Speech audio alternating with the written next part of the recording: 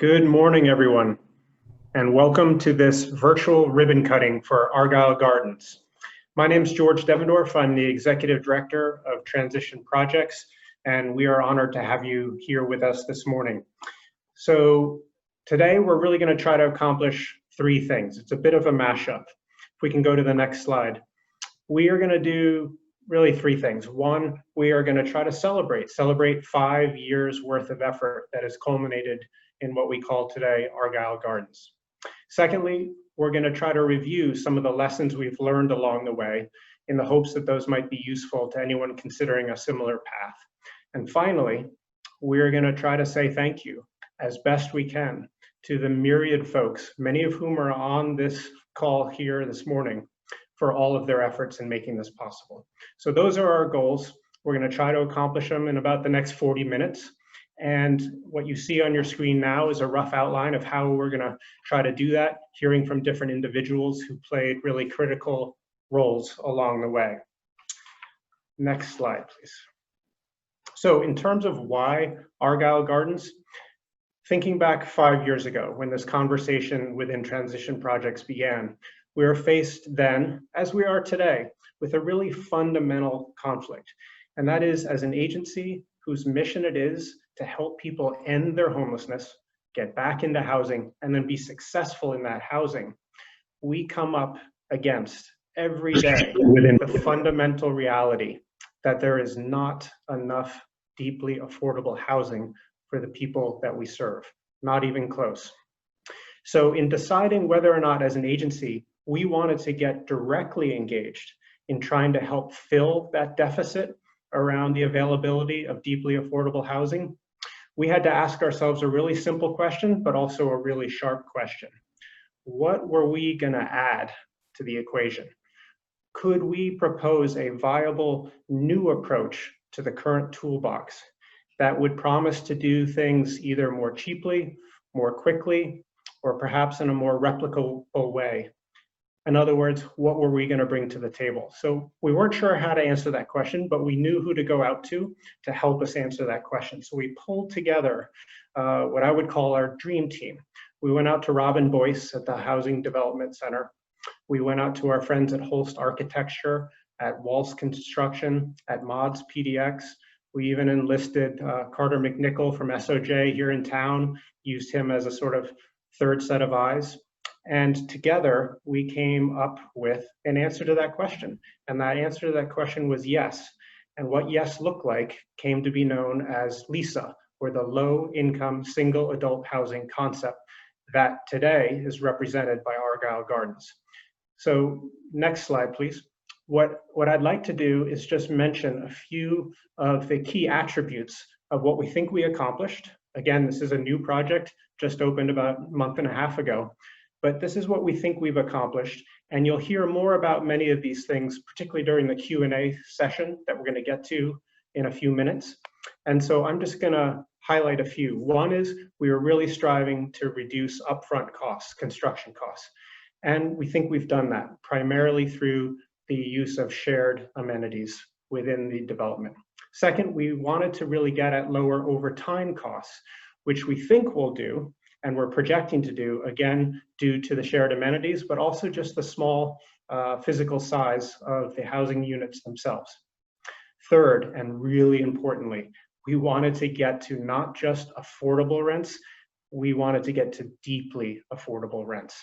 And we think we've been able to do that. Our lowest rent range within the development is $290 a month. The highest is about $570. So even by Portland standards, deeply affordable. Size.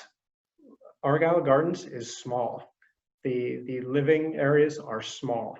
That is a fundamental element of the design, and we'll talk more about why that was important from a design perspective, a construction perspective, and also a livability perspective as we go through this event. Next, we really wanted to develop a concept that was adaptable, because we know that the cost of land is a huge component of any development, but particularly in affordable housing. So we really wanted to be flexible in terms of what lots we could use and take advantage of. Next, we really wanted to try to address that fundamental problem that so many of the people we serve are wrestling with, and that is disconnection and dislocation from their own support networks. So we really wanted to land on a design that would help promote pro-social activity and re-engagement by residents living there. We also wanted something replicable, something that wouldn't just be a one-off, but could be used broadly for particularly single adult populations. That really led us to the modular approach that we'll talk more about soon. And then again, coming back to affordability, our mission is really to focus on those folks living at 30% and below, oftentimes considerably below 30% median family income. So we struggled as hard as we could to try to get a project that penciled out where everyone there was at 50% MFI and below, and in fact, half of the residents at Argyle Gardens are at 30%. Next slide, please. Now, this is my last slide, and then I'm going to kick over to my friend Dave Oddie. But this slide is really meant to tee up a couple of the main lessons that we think we learned through this project. And we'll come back around again on them during the Q&A session. So if you have questions about any one of these, please write them down or keep it in mind, because you're going to have a chance to submit those questions when we get to that portion of the program.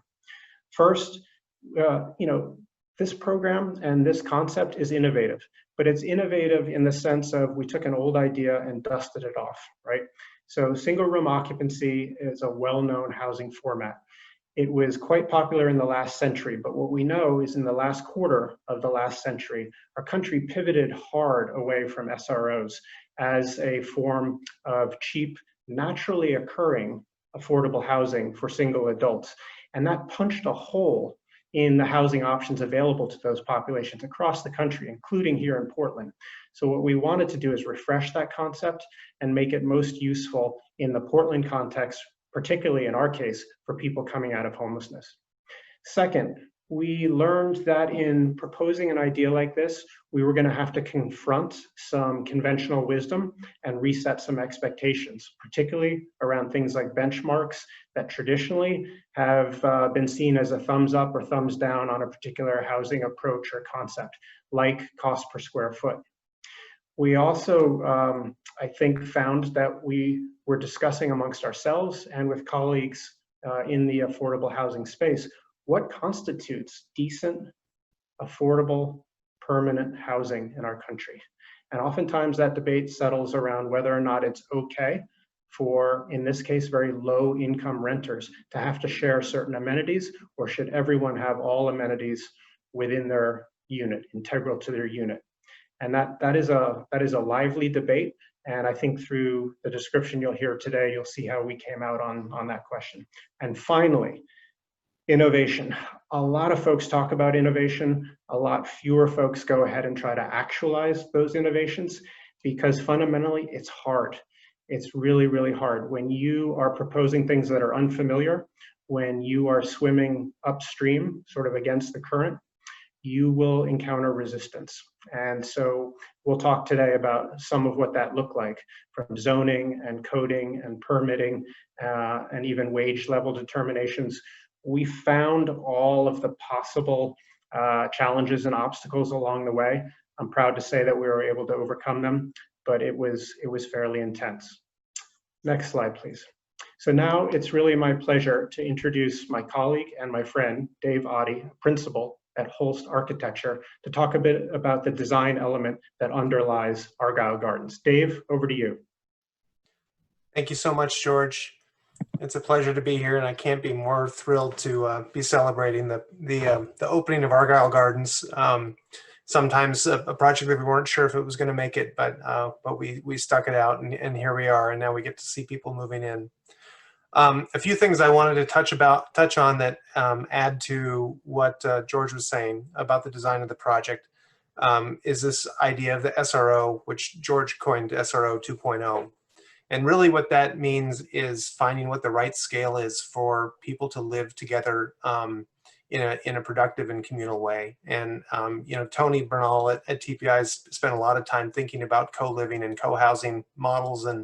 And when we first kicked around the idea, we came up with this number of around 5 or 6 people to be the optimal number of people that can support one another, provide each other support, but also not have too many people sharing services.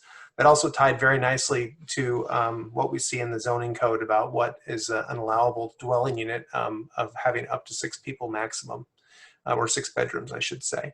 And so that really became sort of a building block that we used, and then used that building block to try to create this sense of community on a number of scales.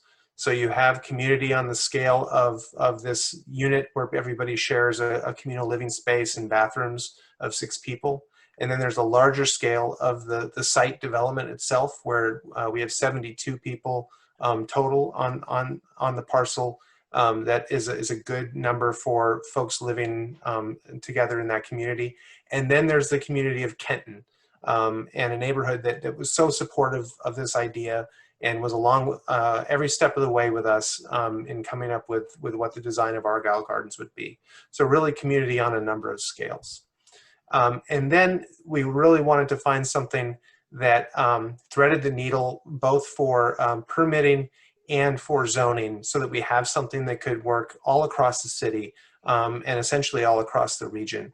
And so by coming up with this model that essentially it's an SRO, it's also co-living, it's also basically a duplex, because we have 2 units, one stacked on top of the other, with 12 people total living in each building.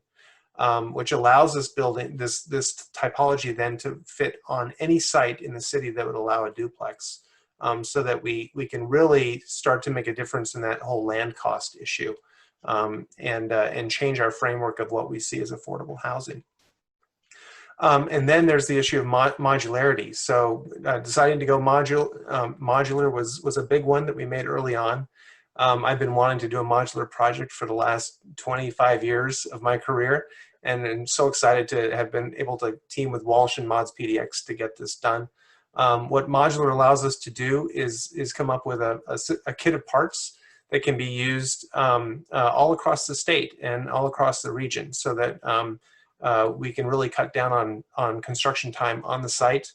And also really control quality by able to design or build all the way through the year under a roof, under controlled conditions.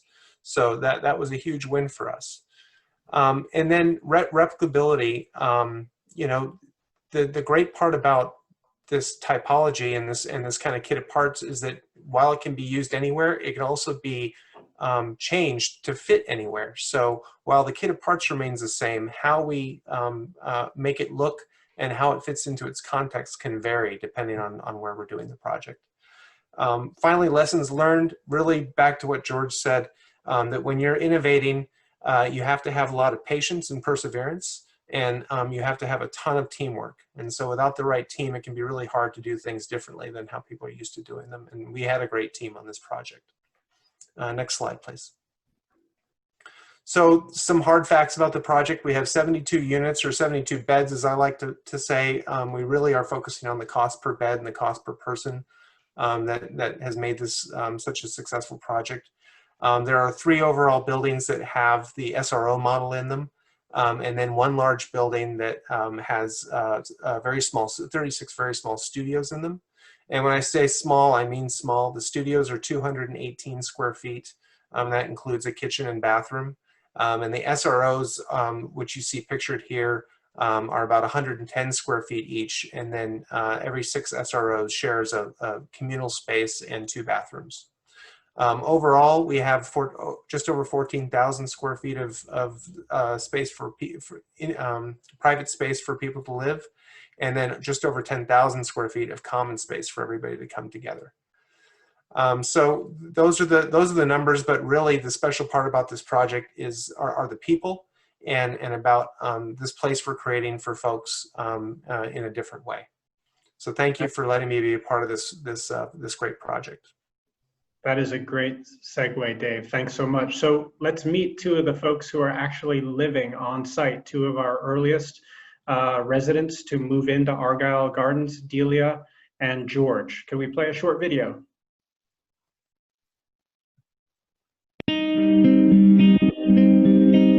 It started in 2013. Me and my dogs lived in a van that we had. And then that broke down and we just lived on the streets since then. When I got out of the serviceman, I was by myself. I was on the street for 30 years. Hard times, bad times. And you start wearing down where you don't trust nobody, you don't want nothing. You just give up. I had to find something because I knew something had to break. I just looked at the resources, found transition projects, and went there. When Doreen's place brought me here, I thought I was dreaming. I woke up in the morning and said, man, how'd I get here? When I first walked into the room, I had to hold back the tears because I was so excited about it. This place is amazing. I got my own bed, I got a shower, I got a bathtub, I got a mirror, and I can cook my own meals here. It's beautiful, man. When they walk into it, it feels like home. I mean, this environment helps me move up in the world. If you get housing where you can sleep at night and get perfect rest, you want to change the way you live. You want to walk around and find your job. It's just a really nice community that I've seen. It gives you a better feeling about yourself. That's what people need. Now I got a roof over my head. My rent's paid on time. I do what I'm supposed to be doing, and now I'm living. 30 years ago, I couldn't say none of this. I didn't have the heart. I didn't trust nobody. Argyle Gardens is like heaven to me because it gives you a chance to become somebody again. You can't do it by yourself. Because without you guys, this place wouldn't exist. There's a lot of people out there that are like me and need just a foot in the door to get somewhere. I'm really fortunate to have gotten that chance because that's what helped me. And I don't know where I'd be today if I didn't have that help to do so.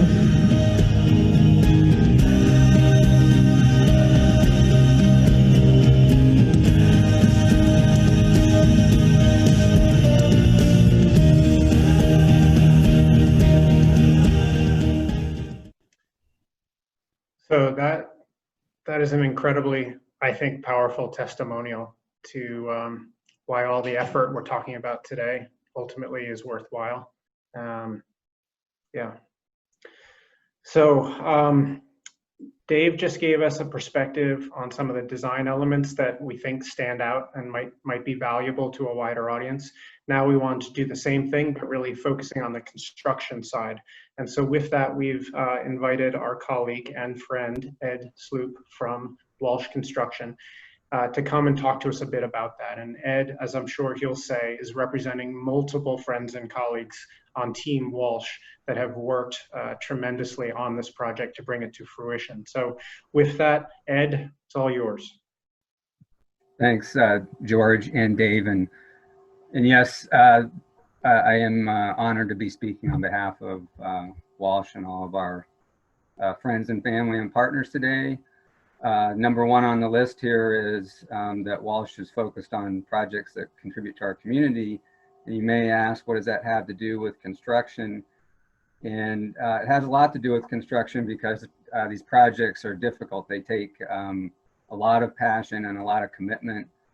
And that's what we bring to it. And by having that passion and commitment, it flows through to not only cost, but quality and schedule and safety. And so we tried to bring all that. We were very excited to be associated with this project, and we hope that it shows in the finished product. I'm going to add one bullet here to the list, and that I feel is super important when it comes to construction, and that is teamwork. Dave mentioned that in his talking points. Every successful project, at least that I've been involved with, has a good team. This project had a great team that was able to work well together over the course of years and through all the different phases. And anybody who's been involved with construction projects knows that things change over time, and there's hurdles along the way, and we certainly experienced those in this project. And by working together, pulling together toward a common goal, we were able to navigate through all of those different challenges and obstacles. And along the way, we also learned a lot. Again, a team can come up with a great plan, but there's always going to be things that come along because the situation is dynamic. You're dealing with the weather, you're dealing with codes and people and unforeseen conditions. So we're constantly learning, constantly adapting. We had many good people involved on the owner, architect, contractor end of things, all of our subs and suppliers. So that everybody did their part, and that contributed to what we hope everybody thinks is a good result. There's a bullet on here about every project's unique. What applies on one may not apply on the next. It chose to include that so that people understand, and those who stick around for Q&A will get some more information. But it's important to recognize that what's where we learned here that something didn't work may not mean that it doesn't work someplace else, and vice versa. Things that worked here may not work on the next project. So when we get into Q&A, I'll try and point out things as they come up if I feel like they're replicable or not, and where they might be. Next up is the co-housing model and compact units, where they really were a key to affordability, as George mentioned. And that ties into the next bullet here about the modular versus total construction costs. So the mods PDX piece of work was about 25% of the total cost of the project. I feel it's good to mention that so that people get a image in their head of how much was done off-site versus on-site, as that's a key component as the people are considering a similar model on different sites in the future, how much might be done off-site versus on-site, and also just the cost equation that's involved there. Would also point out that the modular piece that is built off-site, there are other components that are related to the modular approach that manifest themselves on-site.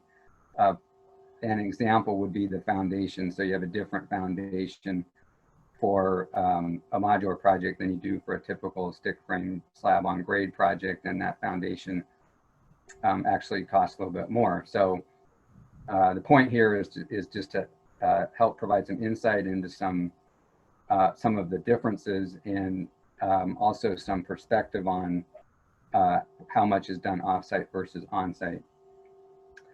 Next bullet there is about the coordination required. So we worked with Nathan at Mods for quite a long time. We had a number of lengthy phone conversations and meetings, and not only with Nathan, but with the whole team, going through the scope delineation for the modular piece of work, because the modules have to be very well understood and the details worked out before construction starts, because once they start, it's getting closer to sort of a manufacturing model. What it's not manufacturing, but it's getting closer to, and Nathan can speak more to this in Q&A.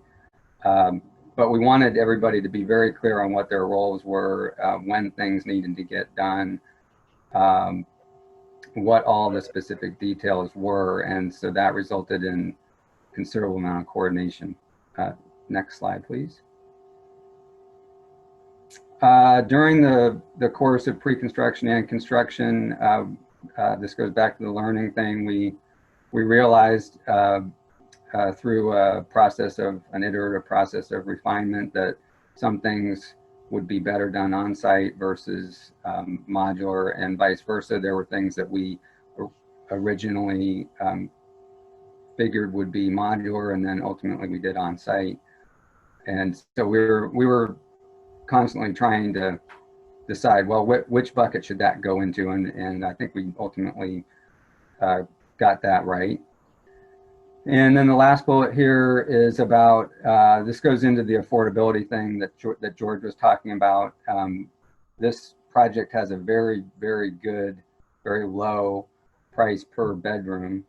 And if it were to be replicated in the future, I feel that that price would be even lower. So if we go back to the 25-75 for the modular versus on-site on this project, that 75% for the on-site work, this project, it was ruled, needed to pay the high prevailing wage. And so what that does is it creates a floor such that companies that might perform at a lower price, if it wasn't prevailed, they couldn't do that. That ruling has subsequently been reversed so that this typology of product will in the future be, if it's prevailed, it would be prevailed at a lower rate. And so that would make this same project more affordable if it were done in the future. So with that, I will turn it back over to George. And we thank you again for allowing us to be part of your project, George. Ed, thank you so much. And thanks to everyone at Team Walsh. All right, so I mentioned that we had 3 goals here, and one of the goals was a big shout out, a big thank you to all those who made critical contributions along the way. So let's commence the shouting out. So these are our project sponsors. I guess it's obvious to say that we couldn't have done it without any of the folks showing on this screen, and we couldn't have. From US Bancorp, who is our primary investor, to OHCS, through which the low-income housing tax credits flowed to this project, Umpqua Bank as a key lender, and Meyer. And I just want to pause for a second on Meyer Memorial Trust, because I think it's somewhat trite to say we wouldn't be here today if it weren't for. In Meyer's case, it's actually true, and let me tell you why. Once we pulled together that dream team 5 years ago that I was mentioning earlier, and we came up with a concept that we thought, yeah, like this is value add, this is worth trying. We then began the sort of wake up activity of saying, okay, so now what? Where do we go from here? And what we found, Transition Projects found as a newcomer to the field of developing affordable housing is there's an incredible amount of work and time, right, and opportunity cost associated with taking a concept and just pushing it day after day towards reality. We would not have continued down this path had not Meyer Memorial Trust and Michael Parkhurst in particular come on board and said, we see what you see, we're going to support you financially, we're going to support you with encouragement, and by the way, we'll also support you in the vein of advocacy where you need it. And as I referenced before, sometimes when you're swimming upstream, you run into resistance. Having someone like Meyer be able to really vouch for what we were trying to do was essential. So huge thank you to Meyer. Huge thank you to everyone else on this list as well, including the VA and Home Forward for making possible 18 VASH vouchers, which when we talk about how do you pencil a project like this, it really helps to have some vouchers in the mix. And everyone else listed here. So thank you to all of these project sponsors. The next slide is the project team. And so you've already heard from a number of folks from Holst and from Walsh. When we get to the panel, you'll hear from Jen Sharp from the Housing Development Center. And you'll also hear from Nathan from Mods PDX. So in addition to them, big thanks to the other organizations listed here. And as Dave said, a shout out for the Kenton Neighborhood Association. Not all neighborhoods are particularly keen to have low-income housing come into their areas. Kenton defies that stereotype in a really, really positive and affirming way. So thank you to Kenton Neighborhood. Now, for where we're going next, we have a series of short messages. These are sort of little vignettes from the folks that you see listed on your screen here. They're short, they're poignant. Please stick with us. And when we come out the other end, we're gonna kick off our Q&A session. So with that, let's roll the congratulations.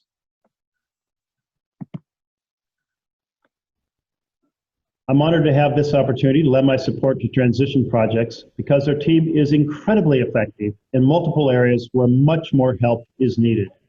That includes expanding access to decent, affordable housing for those coming out of homelessness and caring for our veterans who have fallen on hard times. Our vets have stood up for us, and we have to stand up for them. Quality, affordable housing is one of the strongest foundations for thriving individuals and thriving families.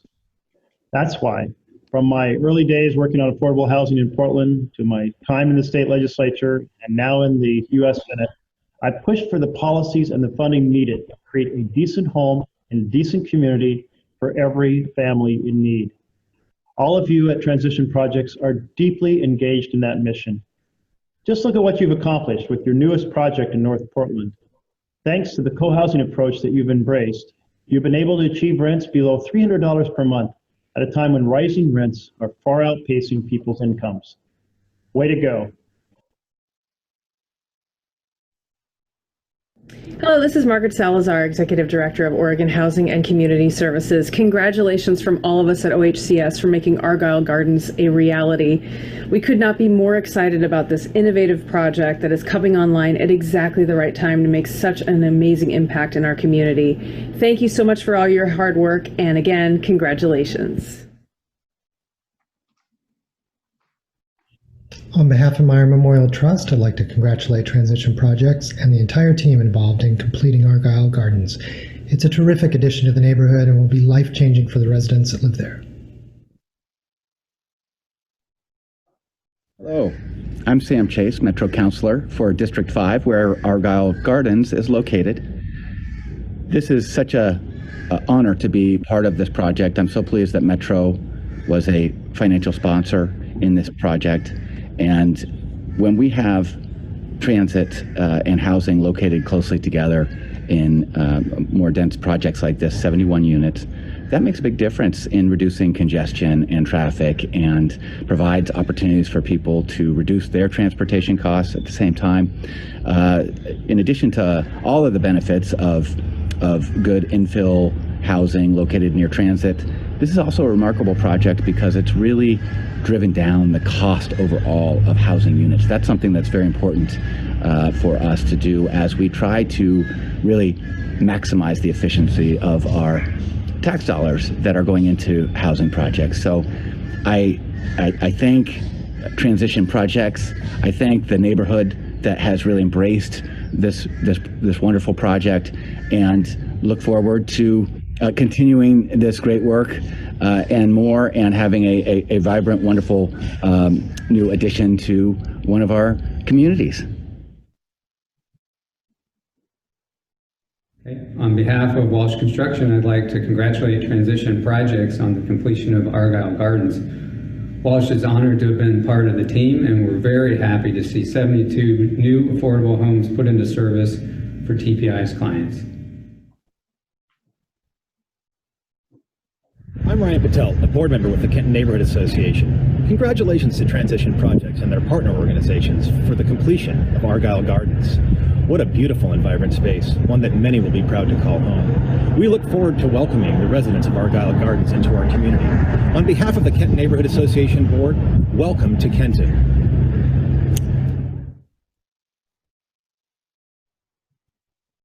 Congratulations to all the new residents, and thank you, Transition Projects, for letting us be a part of Argyle Gardens. 3, 2, 1! Ta-da! Ta-da! Okay, so I know who the star of the ribbon cutting was. Dave, thanks so much for conscripting your daughter to take part in that. And thank you to all of the testimonials that we just heard. Each one of those individuals played a key role in this project. So again, thank you. So now's the pivot point within the event. So we're going to move towards the Q&A session, which I hope you'll all find interesting.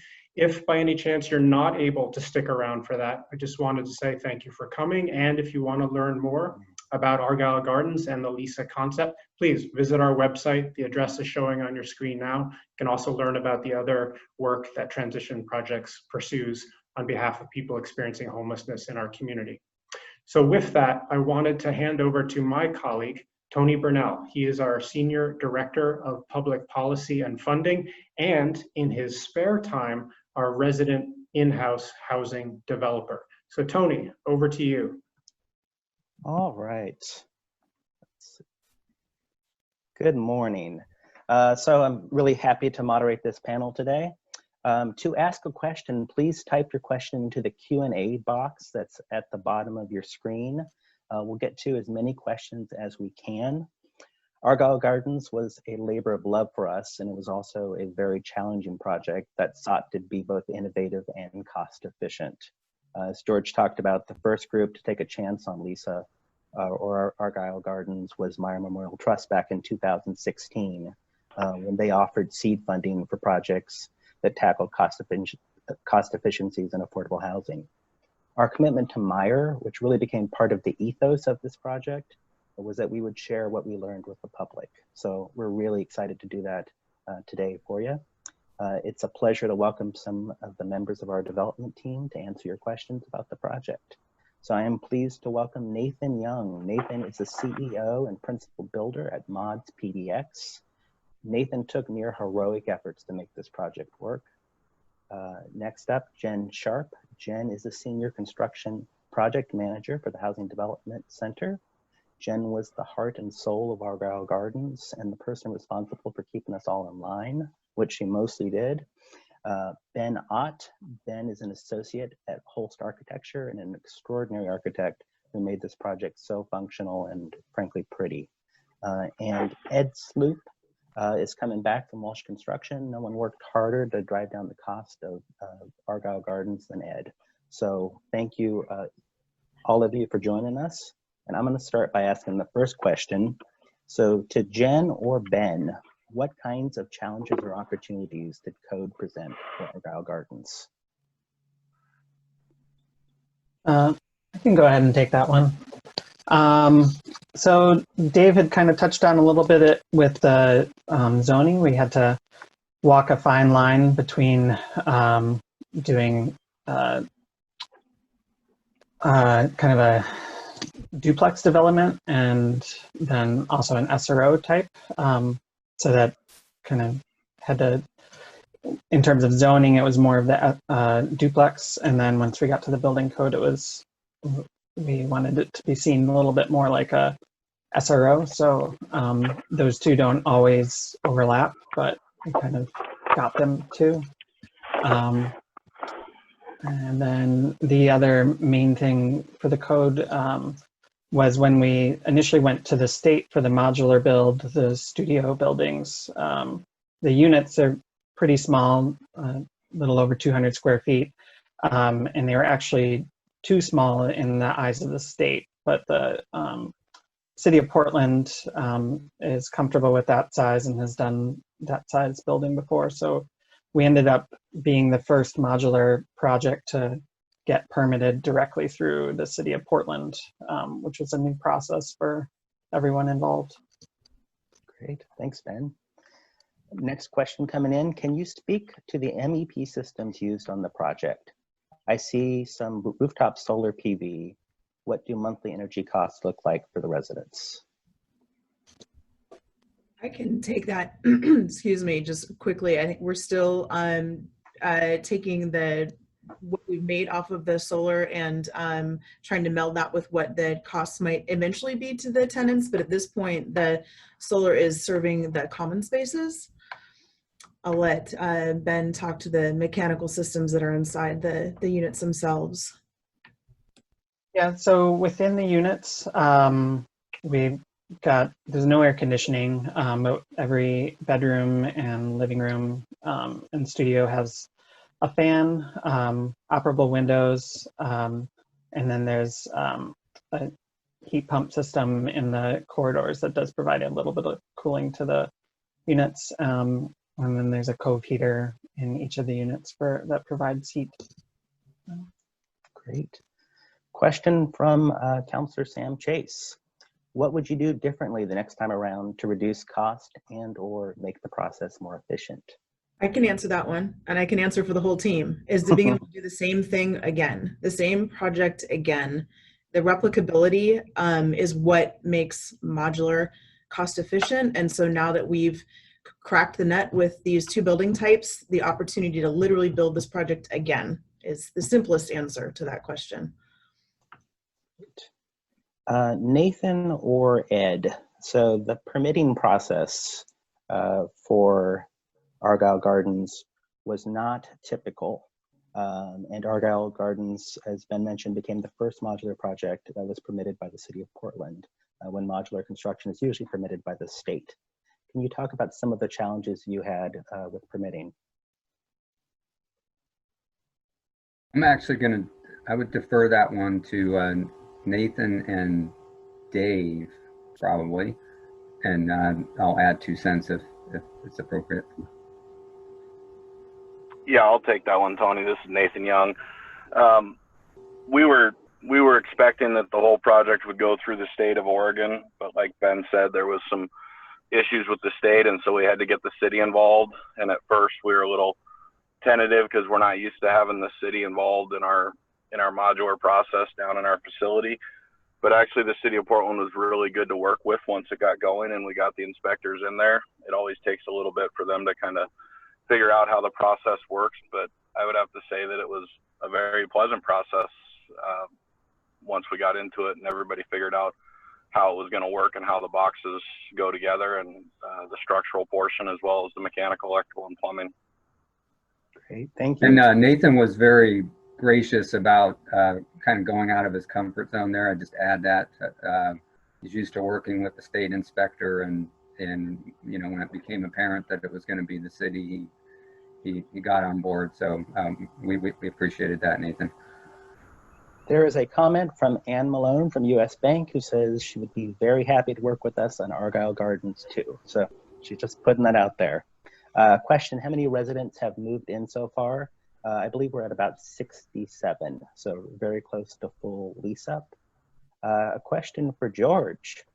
George, if you're still around, any more similar projects in the pipeline? Oh, you would throw that one to me. So Tony, how would you answer that one? We are thinking of a new project. It's very early though. It is early. And I will say that as a non-traditional developer, and I alluded to this earlier, we learned a lot during 5 years. We also came to appreciate what our cousins around town who have been doing this for years and do it very well, what they live and breathe each day. And honestly, our hope, and Tony referenced this earlier, is to share what we've learned and to try as much as possible to encourage those who are interested in exploring co-housing and exploring a modular build, to really look to what we've experienced to help them fine-tune their own way forward to customize what they need for their community, whether it's here in Portland, on the coast, out east. We know that there are a tremendous number of single adults out there who are at different points probably in their life, maybe just getting their first job, maybe approaching retirement or in retirement, who are very low income or fixed income, and who do not have sufficient options for stable and decent housing today in our world. And so our hope is simply that others may grab the Lisa ball and run with it. Next question, do all of the units allow pets? I can answer that as yes. Does this present any airflow or air quality concerns for those with allergies? The units, just briefly to answer that question, the units have continuously running fans, so they're exhausted 24/7, and we're hoping that any of that would be reduced by those fans themselves. We'll definitely be doing some post-occupancy surveys to find out if what our intention was is working. Great. Next question. I believe that I was a reviewer for PBOT on this one. The applicant was cooperative with complicated transportation requirements. There was a bike lane planned for the adjacent street. I'm not sure of the final outcome. Not yet. No bike lane yet. We haven't seen anything go on over there across the street from us. Next question to Ben. How do you design small spaces that are functional? two things, pretty big, are flexibility, and we try to build as many built-ins as possible. So in the SROs in particular, which are just a little over 100 square feet, we designed a desk/storage unit that has interchangeable shelves and clothing rods, not knowing what clients are going to bring with them. It allows residents to either have basically turn it into a closet or bookshelves or both. And then the desk itself has a counter that folds up so it can be moved out of the way if it's not needed. There's a similar unit without the desk in the studios as well. Those are big parts of it. Thank you. And we also had lots of discussions about where to put the bikes. Yeah. Yes, we did. In a unit that size, the bike, you can't give up any square footage.